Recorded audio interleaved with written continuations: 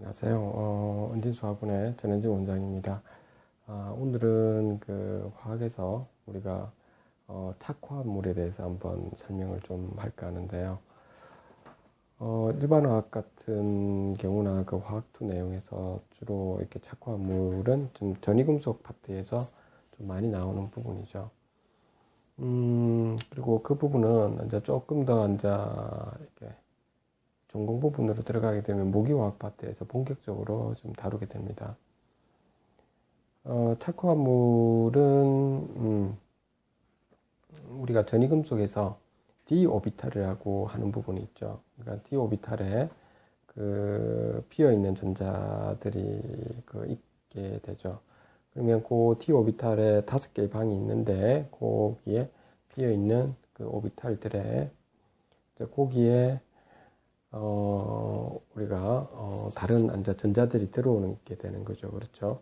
비어 있다라고 하는 부분이 전혀 이제 어떤 방이 있다고 했을 때 방 안에 아무도 없다는 겁니다. 그렇기 때문에 그 비어 있는 곳에 비공유 전자쌍이 그냥 들어가게 되는 거죠. 한꺼번에 두 개가 이제 전자 두 개가 이제 한꺼번에 들어가게 되는데 그러니까 비어 있는 그 방에 전자 두 개가 이렇게 들어가는 이 부분을 우리는 이러한 분자들을 우리가 리간드라고 하게 되죠. 그래서 그 한 자리 리간드가 있을 수 있고 그 한 분자 자체가 이제 한 자리 리간드가 될 수 있고, 예를 들면 뭐라 해야 될까요? 뭐 Cl-라든지 뭐 F-라든지 뭐 이런 것들이 있죠. 그런 것 같은 경우는 그 분자 그 이온 그 하나가 이제 들어가는 거죠. 한 자리 리간드가 될 수도 있고, 아니면 그 분자 자체가 비공유 전자쌍 두 개가 이렇게 한꺼번에 비어있는 방이 예를 들어 두 개 있다면 두 군데에 한꺼번에 또 들어갈 수도 있는 부분이 있죠. 그럼 두 자리 리간드가 될 수도 있고, 또 어떤 경우는 지금 비어있는 곳이 이제 있으면 그 비어있는 곳에 뭐 세 개, 네 개 있으면 그쪽에 한꺼번에 그 어떤 네 개나 좀 다섯 개나 여섯 개가 한꺼번에 또 들어갈 수도 있고, 이렇게 세 자리 리간드나 여섯 자리 리간드나 뭐 이런 부분이 있게 됩니다. 그래서 우리가 전이금속에 리간드가 달라붙어 있는 이 모습이 뭐냐가 되느냐면 이 부분이 착화물이라고 하는 거죠. 그리고 이 착화물이 이제 이온으로 존재할 수도 있고 아니면 그 중성으로 존재할 수도 있고 이렇게 될 겁니다. 그러면 착화물에 또 다른 이온들이 붙어 있겠죠. 착화물이 있으면 여기에 또 다른 이온들이 붙어 있는 요 모습들, 또 착화물과 착화물이 또 붙을 수도 있을 거고, 이렇게 붙어 있는 이 화합물을 통틀어서 뭐라고 하느냐면 우리는 배위 화합물이라고 이렇게 이야기를 하게 됩니다. 다시 한번 이야기를 드리겠습니다. 전이금속이 있으면 전이금속에서 d 오비탈에 비어 있는 곳이 있는데, d 오비탈에 비어 있는 곳이 저는 방이라고 하겠습니다. 방이 이렇게 있으면 그 방에 비공유 전자상이 지금 들어오게 되죠.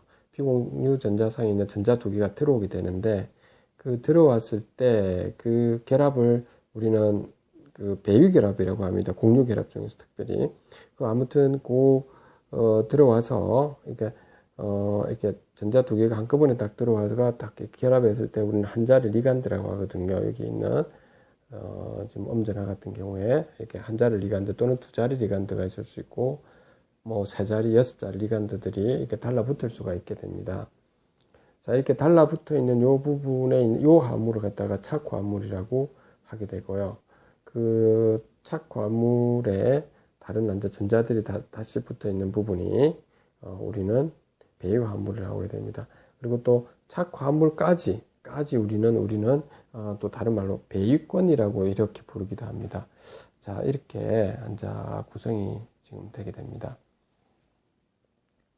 자, 왜 그러면은 우리가 이러한 착화물을 바탕으로 한 이 배유화합물이 굉장히 중요한가라고 하는 건데요. 이렇게 중요한 이유는 뭐라 해야 될까요?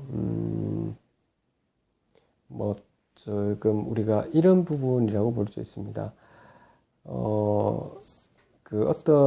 우리가 그 일상생활에서는 보면 중금속 같은 경우를 우리가 음식을 통해서 먹게 되었을 때 그 중금속들이 주로 이렇게 먹었을 때 그 지방으로 이렇게 중금속들이 퍼져 나갑니다. 지방 조직에. 그래서 실제로는 그 배설이 잘 안 되죠.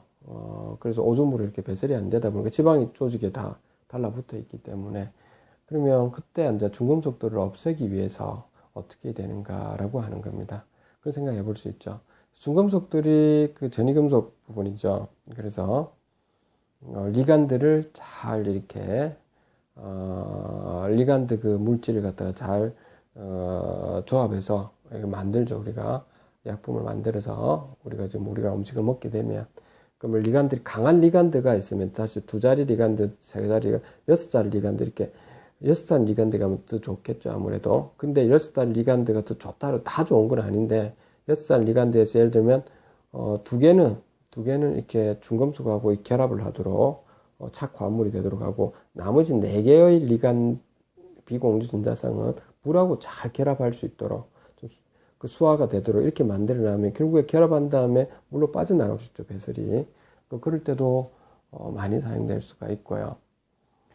그 외에도 각종 우리가 어떤 물질들을 우리가 그 어떤 특이한 어떤 금속 이온들, 꼭 전이금속이 아니라더라도 어떤 금속 이온들을 둘러싸 가지고 어떤 수화 현상처럼 둘러싸서 금속 이온들이 활동을 못하게끔 만들 때도 리간들이 많이 사용되게 됩니다. 그리고 이 리간드 그 착화합물을 또 사용해서 착화합물에 리간들이 달라붙어 있겠죠, 그렇죠? 예, 그러니까 금속 이온에 리간드들이 달라붙어 있는데 그 모양이 또 참 안별로 지금 나오게 됩니다. 똑같은 우리가 착화합물이라고 하더라도 그렇습니다. 그래서 그런 부분이 우리가 이성질체라고 하는 부분이죠. 그래서 이성질체에는 크게 2가지가 나뉘게 되죠. 하나는 구조 이성질체랑 또 하나는 입체 이성질체가 있게 되고요. 그리고 구조 이성질체는 또 이렇게 나누게 되면 베이컨 이성질체랑 또 하나는 우리 산화수로 이루어진 이러한 이성질체가 또 있게 됩니다. 그러니까 뭐가 지금 그 전자가 비공유 전자쌍에서 NO2에서 N이 달라붙는가 또는 O가 달라붙느냐에 따라서 달라지는 부분입니다. 이제 그런 이성질체가 있게 되고요. 또 입체 이성질체에서는 우리가 첫 번째로는 우리가 시스와 트란스형으로 이루어진 이러한 이성질체가 있게 되고요. 또 하나는 광학 이성질체, 이렇게 나누게 됩니다.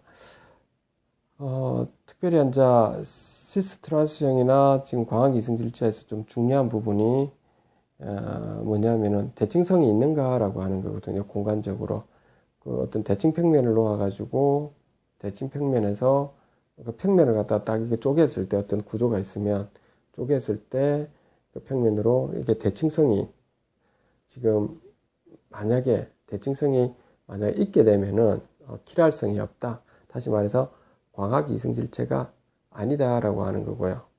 대칭성이 없게 되면 쪼개는 부분이 없어가지고 대칭성이 없게 되었을 때 그때는 우리는 킬할성이 있다라고 하게 됩니다. 그래서 오늘 우리가 광학 이성질체로서의 성질을 가지고 있다라고 우리가 언급하게 됩니다. 그리고 그 외에도 우리가 전이금속을 사용한 착화물에는 색깔을 여러분들이 알다시피 많이 이렇게 띠게 되죠. 어떤 리간드가 달라붙느냐에 따라 가지고 아주 다양한 색깔들을 띠게 되는데요. 그 색깔을 띠는 그러한 부분에 대한 이론적인 정립 부분은 크게 보면 2가지로 이렇게 나누게 되는데요. 결정장 이론하고 하나는 리간드장 이론이 있게 됩니다. 결정장 이론 같은 경우는 d 오비탈에는 모양이 지금 크게 이렇게 5가지로 이렇게 나뉘게 되는데 dx제곱, y제곱하고 뭐 dxy라든지 이렇게 5가지가 있는데 거기에 전자들이 어떻게 지금 리간드가 어떻게 들어오느냐에 따라서 우리가 전자들끼리 상호 반발력이 일어날 수 있죠. 에너지가 스플리팅이 이렇게 일어나게 되는 모습을 띠게 됩니다. 이제 거기에서 이제 문제는 뭐냐면, 예를 들면은, 이렇게 염소 같은 이온들이 있으면, 염소 이온이, 여기에 있는, 전이금속 이온하고 같이 같은 Z 방향으로 이렇게 들어올 때 굉장히 스플리팅이 좀 많이 일어나겠죠. 반발력이 좀 많이 일어나겠죠. 근데 실질적으로는 결정장 이론에서는 리간드 그 에너지가 상당히 좀 생각보다는 H2O 그러니까 물 분자에 비해서는 오히려 에너지가 좀 낮은 부분으로 반발력이 좀 낮거든요. 그래서 그런 부분을 설명을 좀 못하는 부분이 있게 됩니다. 그래서 결정장 이온들은 상당히 좀 그 구조적으로는 상당히 메커니즘은 잘 깔끔하게 이루어져 있긴 한데 아주 좀 더 엄격한 과학적인 원리는 설명하기가 좀 힘들다 보니까 그래서 리간드장을 이용해가 좀 몰레큘러 오비트 디어리를 사용해서 사용해주게 되면 상당히 좀 깔끔하게 Cl-와 H2O 중에서 왜 H2O가 훨씬 더 그 에너지의 반발력이 좀 훨씬 더 커져가지고 에너지 감각이 커진가를 이렇게 설명을 할 수도 있게 됩니다. 그 외에도 여러 가지가 있게 되는데요. 여러분들한테 오늘은 뭐 요 정도로 여러분들한테 설명을 좀 드리도록 하고 한 가지 여러분들이 특히 이제 화학을 공부하면서 좀 중요한 점은 뭐냐면 수학 공부를 좀 많이 해야 된다라고 하는 부분입니다. 특히 이제 착화물 같은 경우는 기하학적인 대칭, 비대칭 이런 부분은 상당히 좀 공부를 조금 해두는 것이 좀 좋고요. 공부를 좀 하다 보면 나중에 되면 착화물에도 좀 더 공부를 더 열심히 좀 더 깊이 있게 좀 공부하고 싶다 이런 학생들이 있는데 뭐 그것도 좋습니다. 입시생들 같으면 어쩔 수 없이 입시에 맞춰져야 되지만 아직 1학년들 같은 게 특히 영재학교나 과학부 학생들은 이제 2학년 올라갈 학생들 같은 경우는 틈틈이 공부하다가 무기화학책을 조금 봐주는 것도 괜찮습니다.